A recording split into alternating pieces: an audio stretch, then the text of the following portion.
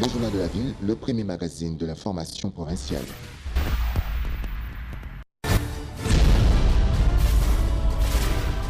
Tout de suite, le journal.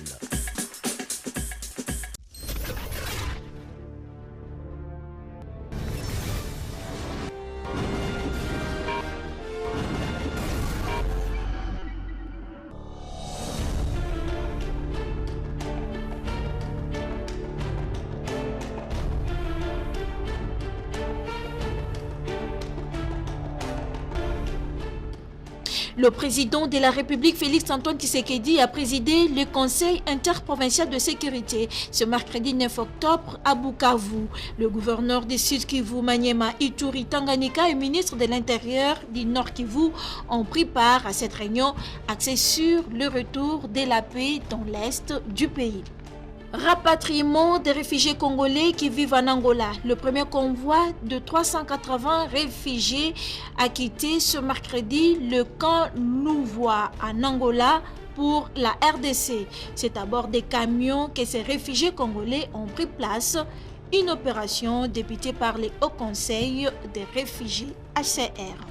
La pluie qui s'est abattue ce mercredi à Kinshasa a causé plusieurs dégâts dans la capitale et la route nationale numéro 1 est endommagée, une situation qui risque de provoquer le calvaire pour le conducteur et la population. C'est tout pour le sommaire. Mesdames et messieurs, encore une fois, bienvenue dans ce journal.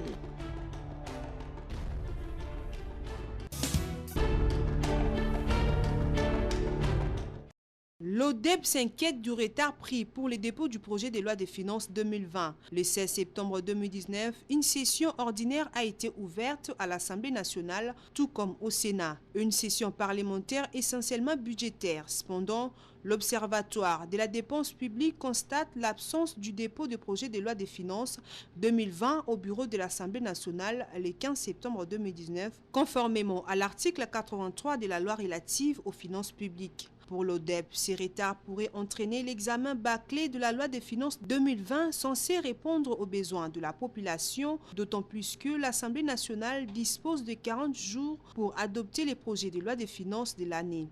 Cela veut dire que le travail budgétaire commence le 15 septembre et s'achève au plus tard le 25 octobre 2019. Suite à ces retards, il est probable que ces délais soient inétenables et que les élus nationaux n'auront aucune chance de pénétrer en profondeur les 8 documents budgétaires afin de déceler les incohérences contenues dans le projet de loi des finances par rapport à la vision du chef de l'État, des priorités définies par le gouvernement et les attentes de la population congolaise. Il en sera de même aussi pour la Chambre haute Sénat qui ne dispose que de 20 jours en principe, une situation qui nous rappelle les habitudes des anciens gouvernements qui n'avaient jamais déposé les projets de loi des finances à temps.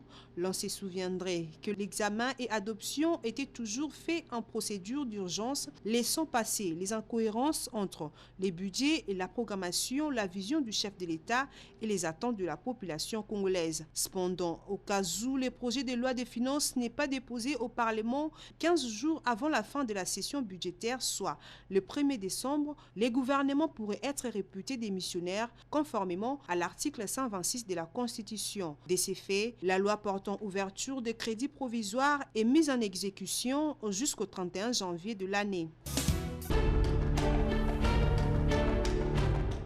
La semaine belge, deuxième édition 2019 à Kinshasa, c'est déjà pour ce lundi 14 au samedi 19 octobre au Pullman Hotel et à Texas Bilembo. L'annonce a été faite ce mercredi 9 octobre au cours d'une conférence de presse organisée à l'ambassade de la Belgique.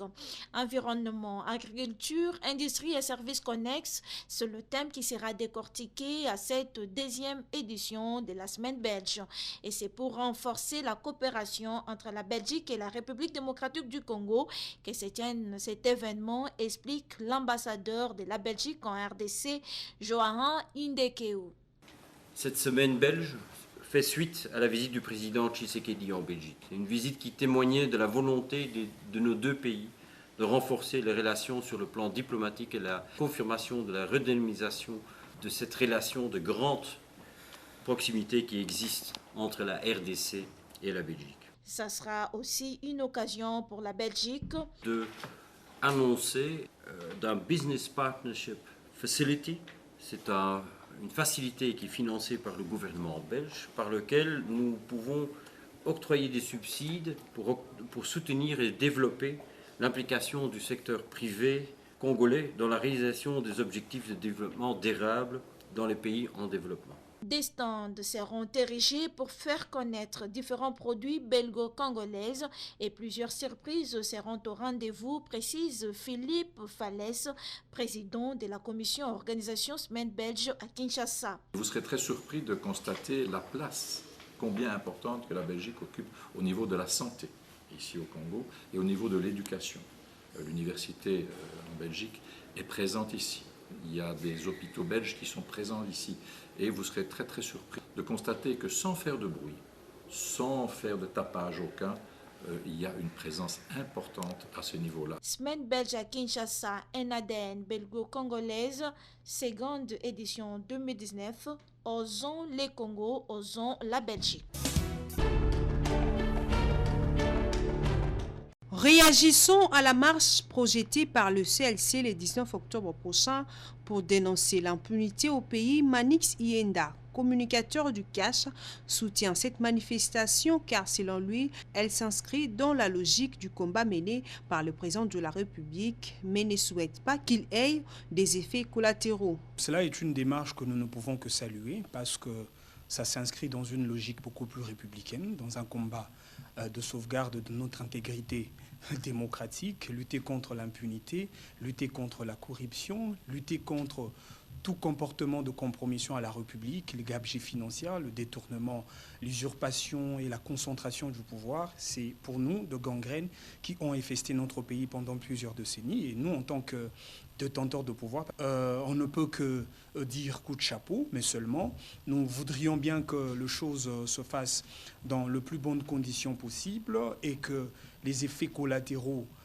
n'aient pas. Contrairement à ceux qui pensent que le voyage du chef de l'État à l'étranger ne rapporte rien, celui-ci estime que le multiple déplacement du président de la République a apporté à la RDC de bons résultats. Sa tournée en Belgique a justement créé des effets très positifs parce que la Belgique, vous savez, est un allié, est un partenaire d'État et historique même de la RDC depuis la nuit des temps. Et il y avait une fissure, une rupture diplomatique entre les deux États. Il faudrait rétablir cette relation diplomatique. Et cela crée des externalités positives en faveur de la RDC, surtout que parmi les questions qui ont été débattues entre les deux États, il y avait la question de la lutte contre la corruption, les questions de développement, mais aussi les questions relatives à la sécurité et la défense du territoire congolais.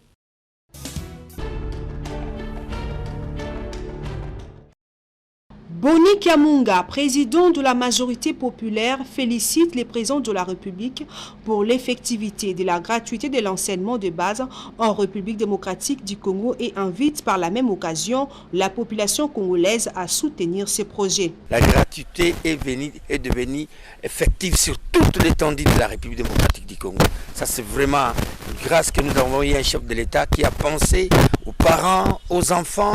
Maintenant, les parents sont soulagés. Sont vraiment soulagés.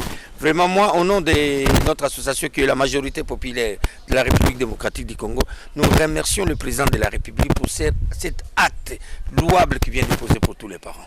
Le président de la République a appliqué la constitution de la République. Il n'a pas fait ça de lui, il a appliqué la constitution de la République, madame. Et comme il n'y a plus de grève, les enseignants vont être très bien payés et les parents seront soulagés maintenant. Les choses vont bien marcher. Moi, je pense que j'invite toute la population de Kinshasa, toute la population de la République démocratique du Congo, de soutenir M. Félix Antoine Tshisekedi Tshilombo, le président de la République, pour l'application de la Constitution sur la gratuité de l'enseignement, madame. Concernant la création de Monseigneur Ambongo comme cardinal, ces derniers s'est dit content du déplacement qu'a effectué le chef de l'État pour cette cérémonie à Rome, tout en confirmant son soutien total au nouveau cardinal. Nous félicitons le président de la République pour cet acte d'humilité. De dire ça, c'est mon fils, il vient d'être élevé cardinal, je dois être là, je dois l'honorer, le président parti. Ça, ce sont des gestes à applaudir. Celui qui est contre ça, donc il n'est pas congolais. Vraiment, nous tous, nous sommes derrière Monseigneur Ambongo et Monseigneur Ambongo et l'Église catholique doivent soutenir les actions du président de la République. La Société nationale d'électricité, SNEL SA, informe son aimable clientèle de Kinshasa, du Congo central, du Bandundu et de l'ex-province du Katanga qu'elle procédera au retrait du groupe 7 Dinga 2 du 17 au 27 octobre 2019, soit 11 jours, afin de corriger les défauts constatés après une année de fonctionnement et avant la réception définitive comme prévu dans le contrat de réhabilitation. Au vu de la jeune qui sera occasionnée par ce retrait auprès de sa clientèle, un programme de délestage a été mis en place afin d'atténuer son impact. Pour toutes informations utiles, nos centres de vente et services sont à la disposition de la clientèle ainsi que le CAL Center 177 188. C'est communiqué annule celui du 5 octobre 2019. Ainsi fait à Kinshasa le 8 octobre 2019, signé la direction générale. Subsidiairement au communiqué de presse du 1er octobre 2019 à l'attention de groupes de journaliers ayant signé de protocoles d'accord et dont la liste en annexe, SNEL SA porte à la connaissance des 10 groupes que la période prévue pour le dépôt des listes certifiées au département des ressources humaines est prolongée au vendredi 11 octobre 2019 à 13h. Il s'agit des groupes cellules de recouvrement spécial CRS, groupe de journaliers SNEL pour la revendication de l'engagement GSR, groupe Lisanga Yaba journalier Ya Solo, groupe technocrate cellule Lumière, groupe 232, groupe de journaliers administration centrale, groupe CAL Center. Ainsi fait à Kinshasa le 8 octobre 2019, signé la direction générale de la SNEL.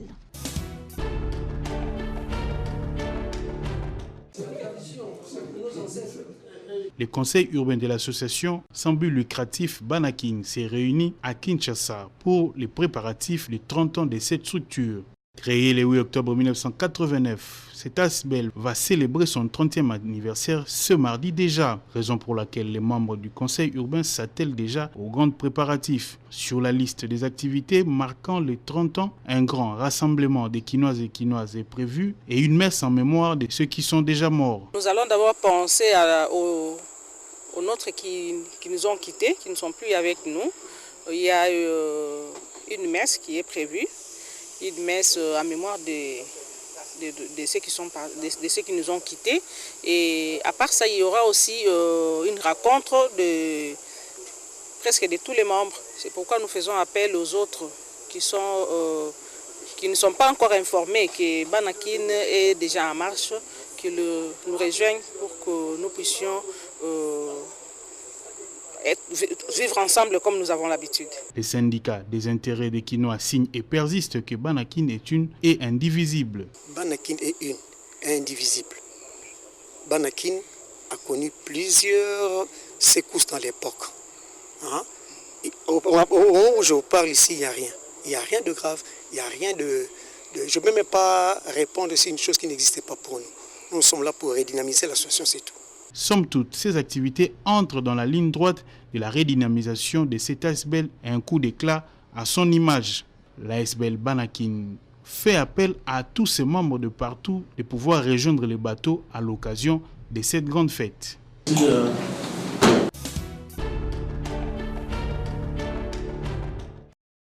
Une tête d'érosion menace les avenues du parc et de l'avenir dans la commune d'Ngalema, au quartier qui abrite la résidence officielle du Premier ministre.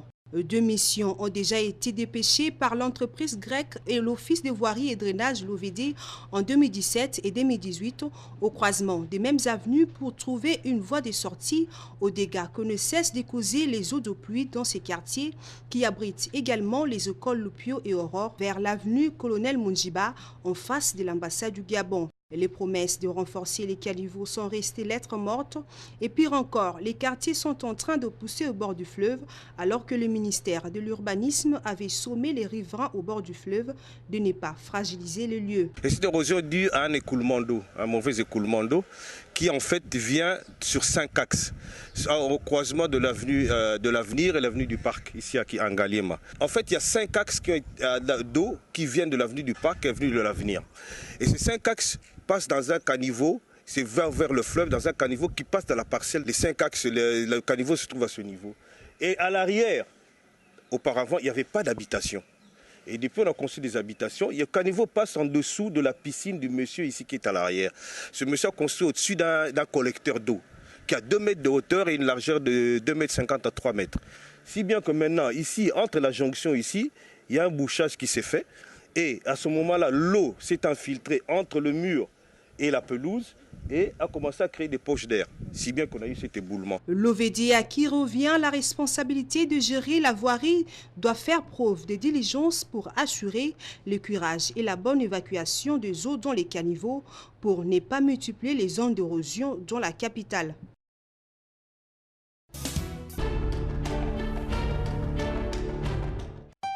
La succession du fait Dr Mwanampo procède à la vente de la villa familiale qui se trouve sur l'avenue du Congo numéro 40 au quartier d'Elvo dans la commune de Ngaliema.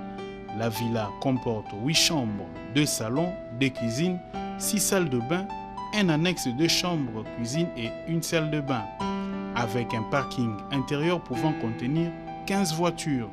Pour plus d'informations, veuillez contacter le numéro ci-après 081 81 390 96 09 93 051 487.